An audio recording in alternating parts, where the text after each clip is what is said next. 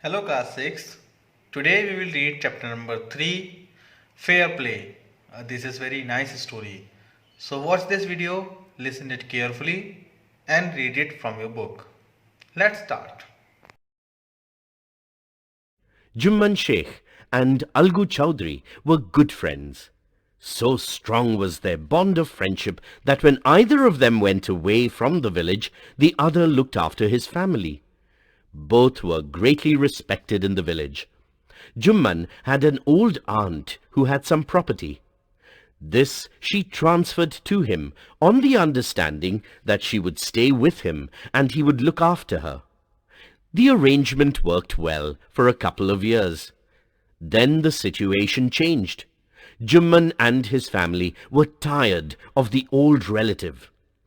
Jumman became as indifferent to her as his wife, who grudged even the little food that the old lady wanted every day.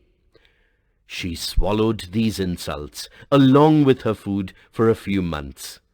But patience has its limits.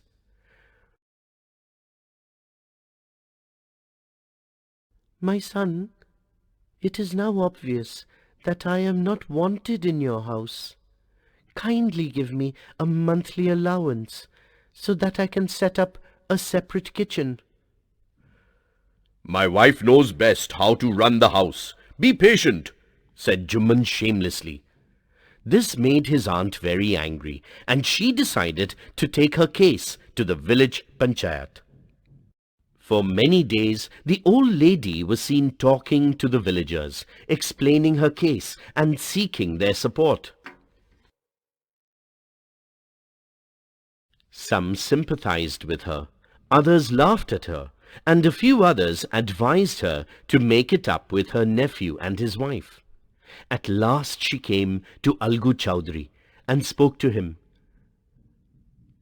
You know, Chachi, Jumman is my best friend. How can I go against him? Algu said.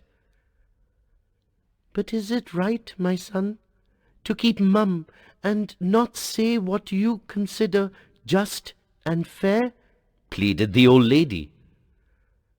Come to the panchayat and speak the truth, she said. Algu didn't reply, but her words kept ringing in his ears. The panchayat was held the same evening under an old banyan tree. Jumman stood up and said, The voice of the punch is the voice of God. Let my aunt nominate the head punch. I will abide by her decision. The punch knows neither friend nor enemy. What do you say to Algu Chowdhury? The old lady announced. Fine, replied Jumman, hiding his joy over this unexpected piece of luck. Chachi, you are aware of my friendship with Jumman, said Algu. I know that, replied the aunt. But I also know that you will not kill your conscience for the sake of friendship. God lives in the heart of the punch, and his voice is the voice of God. The old lady then explained her case. Jumman, said Algu, you and I are old friends. Your aunt is as dear to me as you. Now I am a punch. You and your aunt are equal before me. What have you to say in your defense? 3 years ago, began Jumman, my aunt transferred her property to me. I promised to support her as long as she lived. I have done all I could. There have been a couple of quarrels between my wife and her, but I can't stop that. Now my aunt is claiming a monthly allowance from me. This is not possible. That's all I have to say.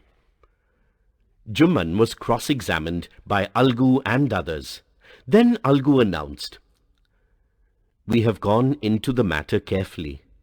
In our opinion, Jumman must pay his aunt a monthly allowance, or else the property goes back to her. Now the two friends were seldom seen together. The bond of friendship between them was broken. In fact, Jumman was Algu's enemy and wanted his revenge.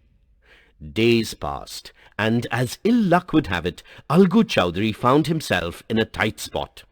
One of his fine pair of bullocks died, and he sold the other to Samju Sahu, a cart driver of the village. The understanding was that Sahu would pay the price of the bullock in a month's time. It so happened that the bullock died within a month. Several months after the bullock's death, Algu reminded Sahu of the money he hadn't yet paid.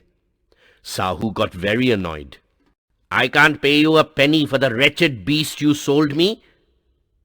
He brought us nothing but ruin. I have a bullock. Use it for a month and then return it to me. No money for the dead bullock," he said angrily. Algu decided to refer the case to the panchayat. For a second time in a few months, preparations for holding the panchayat were made, and both the parties started meeting people, seeking their support. The panchayat was held under the old banyan tree. Algu stood up and said, "The voice of the Panch is the voice of God. Let Sahu nominate the head Panch. I will abide by his decision." And proposed the name of Jumman. Algu's heart sank, and he turned pale. But what could he do? The moment Jumman became head Panch, he realized his responsibility as a judge and the dignity of his office. Could he, seated in that high place, have his revenge now? He thought and thought. No, he must not allow his personal feelings to come in the way of speaking the truth and doing justice. Both Algu and Sahu stated their cases.